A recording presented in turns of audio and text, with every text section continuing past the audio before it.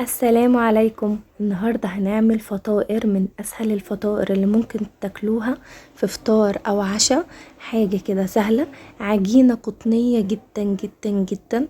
الحشوة بتاعتها اقتصادية وسهلة، وممكن نحشيها الحشوة اللي احنا عايزينها ايا كان، هتطلع معاكي حلوة جدا. هي فطيرة كده سهلة جدا، وكمان هنعملها على الطاسة، مش هندخلها الفرن ولا اي حاجة، ومش هتحتاج عجن كتير. هي كمان طريقة العجن بتاعتها سهلة جدا، مش هتاخد معاكي وقت على الطاسة. هنقلبها للوشين كده واحنا واقفين، وهتطلع بالجمال اللي انتوا شايفينه والطعامة والحلاوة، ومن جوه هشة جدا وقطنية جدا، وكمان طعمها فوق الوصف. نبدأ الفيديو. هنجيب باكو خميرة، معلقتين من السكر، ونص كوباية من الدقيق، وبعد كده هنحط عليهم كوباية من المية الدافية. اهم حاجة تكون المية دافية، وهنقلب كويس كده بالمضرب او بالمعلقة باي حاجة، وندوب الدقيق كويس مع المية، وهنسيبهم يرتاحوا لمدة ربع ساعة. هنغطيهم كده باي حاجة ونسيبهم يرتاحوا. زي ما انتوا شايفين قوامهم عالي وعملوا زي فقاعات كده ورغاوي. هنبدأ بقى ننزل عليهم بقية الدقيق. هننزل كوبايتين من الدقيق، كوباية تكون ممسوحة زي ما انتوا شايفين. وطبعا في الوصفة ممكن نستخدم اي كوبايات احنا عايزينها، نمشي عليها بقية الوصفة ما بين مية وما بين الدقيق. وبعد كده نزلت كوبايتين من الدقيق وعليهم بيضة، وهنقلب كويس كده لغاية ما ندوب الدقيق مع الخليط السائل.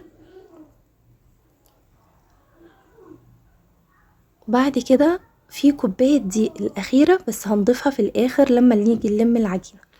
نزلت كمان معلقة من الزيت، وهبدأ بقى اللي انا الم العجينة بطريقة اللي انا اربها، لو حد عارف الكلمة دي، اللي انا ارب العجينة كده عشان امزجها كلها مع بعض وتطلع ناعمة وسلسة جدا معايا. هرب كده كويس جدا جدا بايدي بالطريقة اللي انتوا شايفينها. هي طريقة سهلة جدا ومش متعبة. العجينة بتاعت الوصفة بتاعتنا مش متماسكة ولا قطعة واحدة، هي بتبقى ملزقة شوية وطرية شوية، ودوت اللي هتدينا النتيجة الحلوة اللي انتوا هتشوفوها بعد ما هنخلص الوصفة بتاعتنا. شايفين انا ربيتها كده كويس جدا لغاية ما بقت سلسة كده وناعمة معايا قوي. هرب كده كويس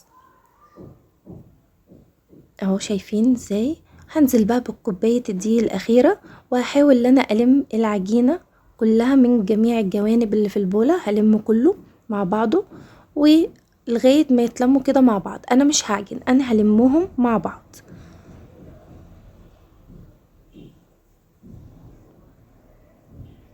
وطبعا عشان هي بتلزق كده شوية هنحط نقطتين كده من الزيت ولا حاجة عشان بس تفك من ايدينا، ونحاول ان احنا نلم بها الجناب. وهنسيبها ترتاح لمدة نص ساعة، وبعد كده نبدأ نعمل الحشوة بتاعتنا.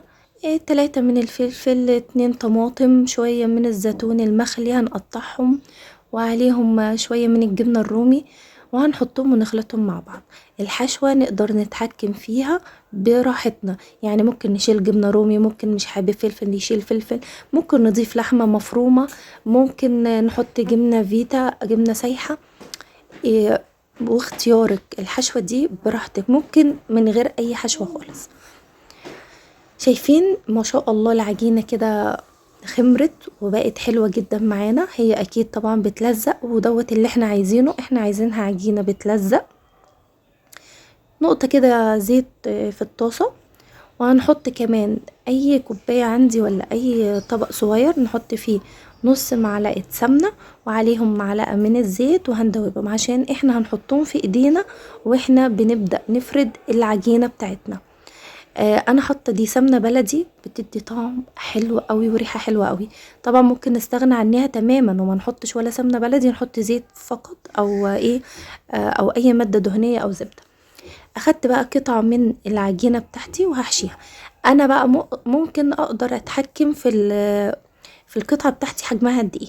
يعني انا ممكن اخد قطعة اقل من اللي انا اخدتها واحط حشوة اقل، وهتطلع معانا الفطيرة اصغر. خلي بالكوا حجمها بيزيد في الطاسة ان حجمها بيزيد معايا في الطاسة، يعني هي كمان بتعلى في الطاسة وحجمها بيعلى.